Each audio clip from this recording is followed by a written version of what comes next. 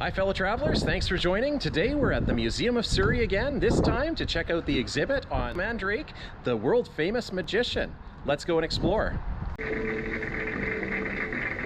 to another half hour of magical entertainment starring Mandrake, the magician, assisted by the lovely Miss Velvet. And now, here he is, ladies and gentlemen, Mandrake, the magician.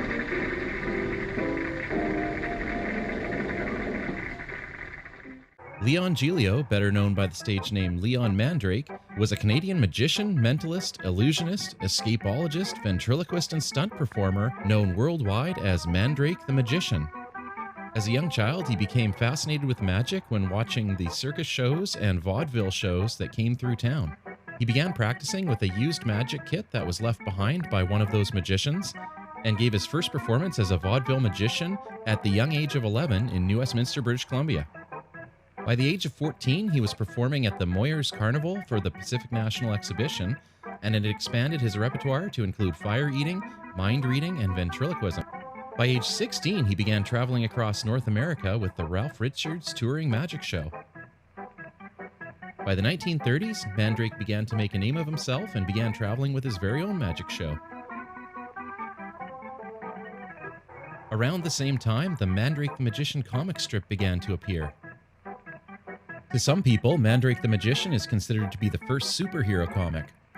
It premiered in 1934, 4 years before the first edition of Superman.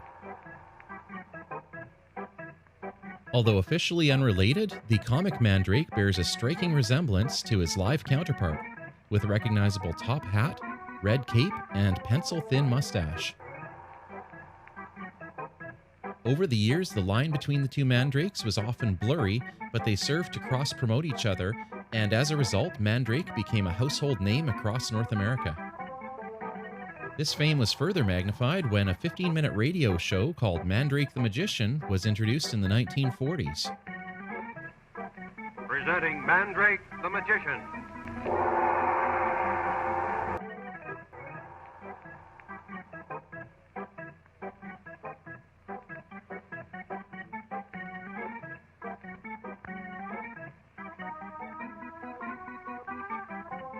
As his fame grew, Mandrake merchandise became popular, and his image was marketed on a variety of products like magic kits, board games, and figurines.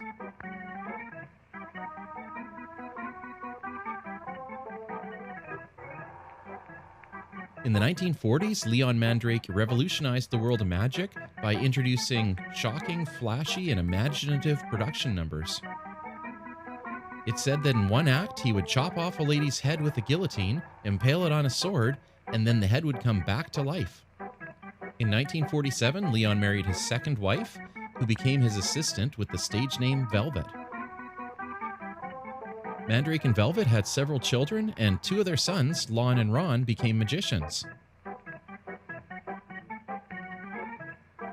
However, they were never simply given the secrets to their father's tricks, and if they asked how tricks were done, Leon would challenge them to think about it creatively until they came up with the answer.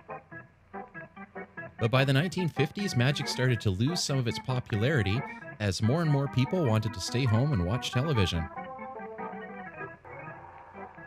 To keep people interested, Mandrake often staged publicity stunts, such as driving a car while blindfolded, hypnotizing people to fall asleep in a department store window, or making great escapes from boxes. In an attempt to make the leap to television, Mandrake bought the rights to former magician Alexander's material and reinvented his image as Alexander the Great in a series of television programs. Mandrake had several other TV performances, including a CBC special in 1963. He performed in the television series The Manipulators in 1970, and guest starred as himself on an episode of The Beachcombers in 1977. Come here. Katie, you come here. You come here. They're very strong, you know. And in the 70s, he also inspired a catchy disco tune called Magic Mandrake.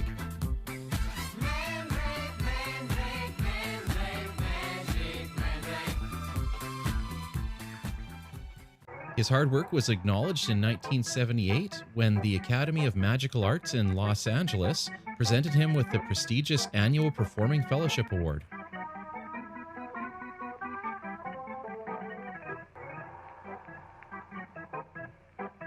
Thousands of people watched Mandrake perform between the 1920s and 1980s, including those that attended his stadium shows, saw him on television, or live at universities and world fairs.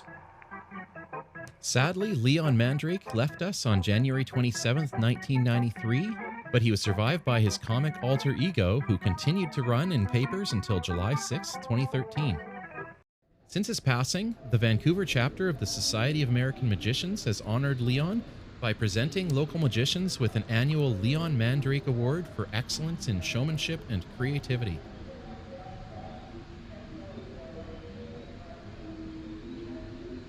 Although today his fame's been eclipsed by several of his modern counterparts, Leon Mandrake was known for many decades as the most famous magician alive, and entertained generations of audiences who attended his stadium shows, watched him on television, or saw him live at universities and world fairs. And if you enjoyed this video, please remember to like, subscribe, and share, and hope you can join us on our next adventure. Until next time, it's time to exit through the gift shop.